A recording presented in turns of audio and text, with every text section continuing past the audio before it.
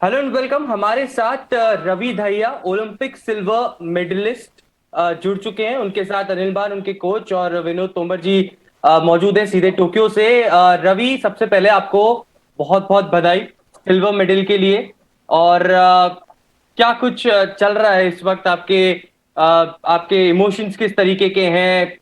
किस तरीके से ये पूरी जर्नी रही, आप बताइए। सर, आपको बहुत बहुत धन्यवाद। और जी देखो, अभी तो कल ही टूर्नामेंट खत्म हुआ। अभी फिलहाल हमारे बाउट अभी रह रही है। बजरंग है, कल ब्रोंज के लिए लड़ेगा। तो बस, तो अभी तो बस ये बाउट ही चल रही है।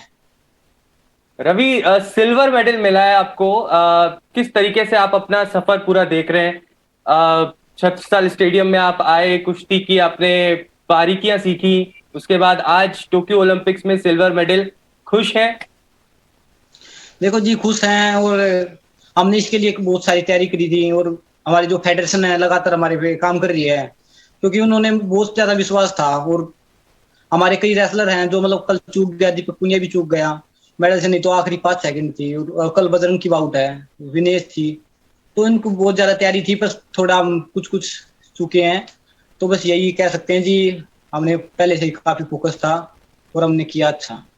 रवि, तैयारियां तो आपकी बेहद शानदार थी। आप बाहर भी गए ट्रेनिंग करने के लिए, और फिर उसके बाद जिस तरीके से यहाँ पर आपने पूरी फाइट करी, फाइनल्स में हालांकि चूक गए, लेकिन सिल्वर मेडल से संतुष्ट नजर आ रहे हैं।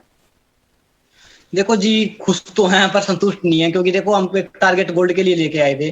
और हमारी फेडरेशन को बहुत ज्यादा यकीन था कि हम गोल्ड लेके जाएंगे अब की बार, क्योंकि देखो सिल्वर हमने पहले भी जीता है।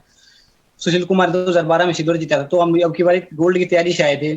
पर शायद कुछ कमी रहेगी जो चूक से हम नहीं ले पाए। हम अगली बारी कई एक नहीं, 2-3 गोल्ड लेके जाएंगे कम से कम, ऐसी रवि, रेसलिंग से। आपकी तो सिर्फ एज 23 साल ही है। अभी 3 साल के बाद पेरिस ओलंपिक्स भी आना है, तो उस पर पूरी निगाहें हैं गोल्ड मेडल पर। बिल्कुल जी, देखो अब सिल्वर आ ही गया तो फिर अब तो क्या रह जाता है, फिर तो वही रह जाता है एक जी, बिल्कुल। अनिल कोच सर, आपसे भी मैं जानना चाहूंगा कि किस तरीके से इस बार पूरा जो रेसलिंग का कंटिंजेंट था, कम से कम 3-4 मेडल की हर बार बात कर रहे थे। ब्रिजभूषण चरण जी से भी बात हुई, उन्होंने कहा 3-4 मेडल हमारे रेसलिंग में कहीं नहीं जा रहे।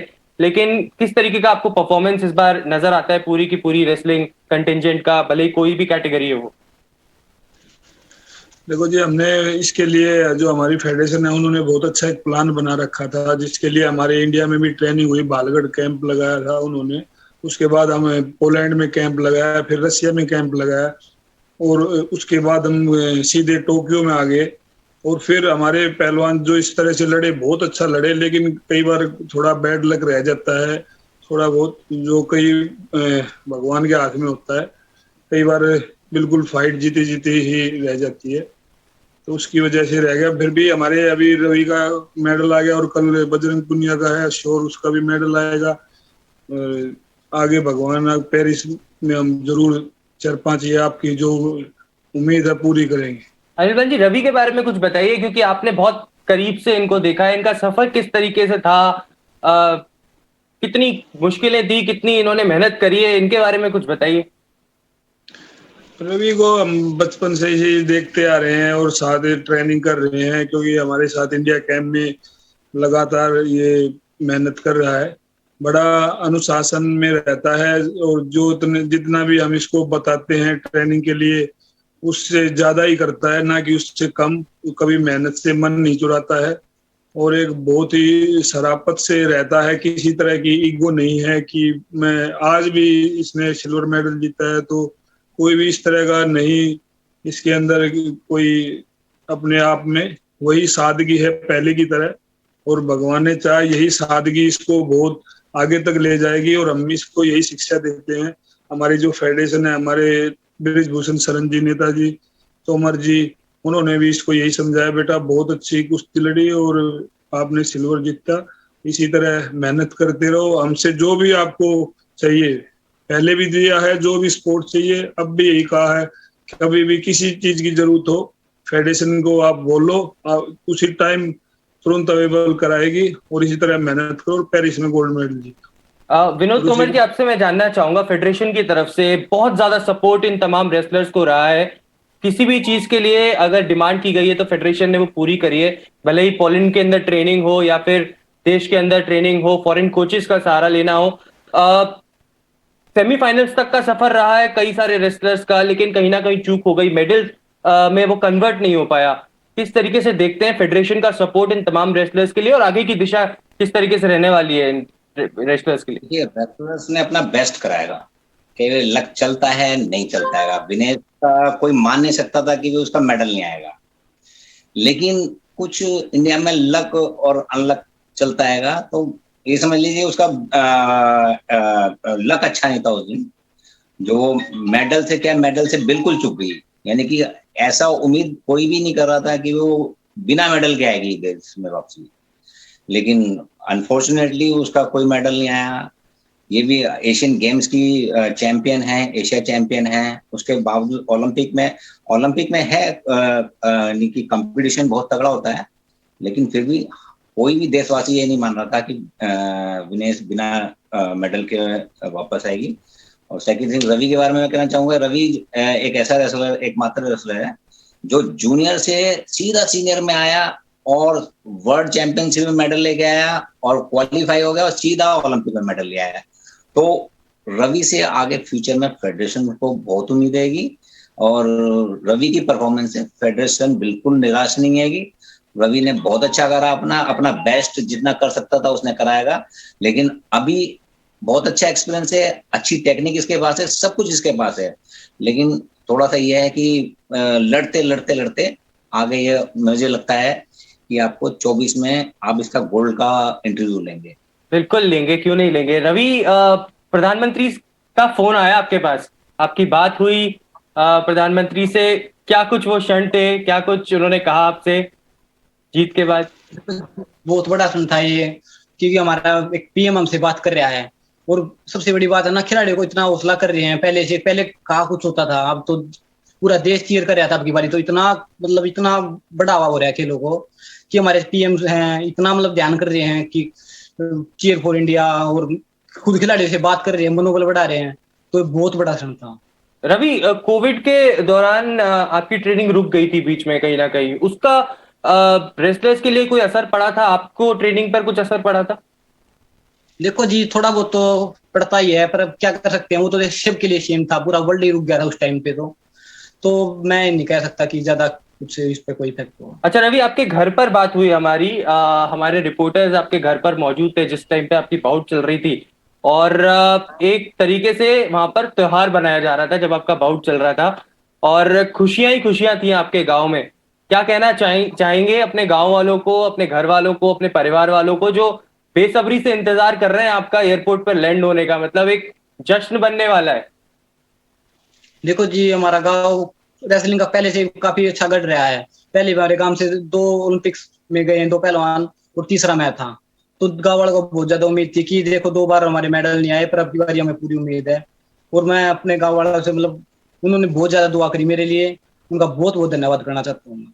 रवि, 23 साल के तो आप हैं, ये भी बताइए कि कुश्ती में जो नए नए बच्चे आते हैं, आपको देख रहे थे, योगेश्वर को देखते हैं, सुशील कुमार को देखते हैं, साक्षी मलिक को देखते हैं, यहाँ से रेसलिंग कितनी और बढ़ेगी आपके आपके हिसाब?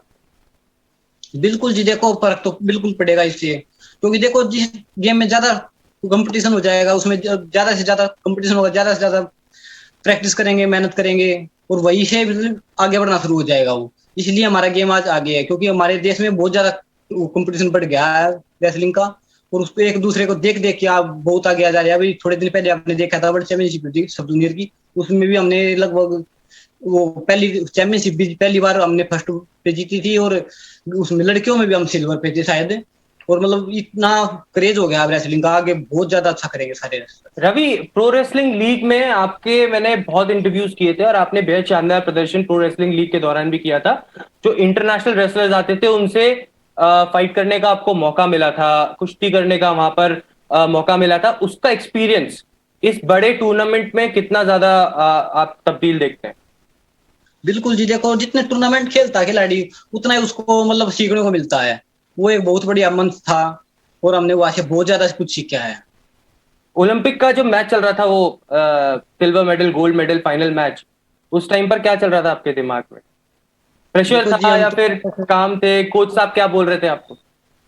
एक ही टारगेट्स के साथ आए थे कि हमें गोल्ड मेडल जीतना है, और शायद उसमें कुछ कमी थी, क्योंकि देखो मैं खुद इस बात से निराश था, क्योंकि हमारी फेडरेशन को मेरे को बहुत ज्यादा उम्मीद थी। उन्होंने मतलब पहले ये बोला था कि मतलब और तो मेरे को किसी से उम्मीद नहीं थी, पर जैसे मेरे कोच थे, जो गुरुजी थे हमारे महाबली सतपाल जी, उनको, हमारी फेडरेशन को और मेरे परिवार वालों को, और जो कुश्ती से रिलेटेड है, जो काफी जुड़े हुए आदमी हैं, कोचेज हैं सब, उनको मेरे से बहुत ज्यादा उम्मीद थी।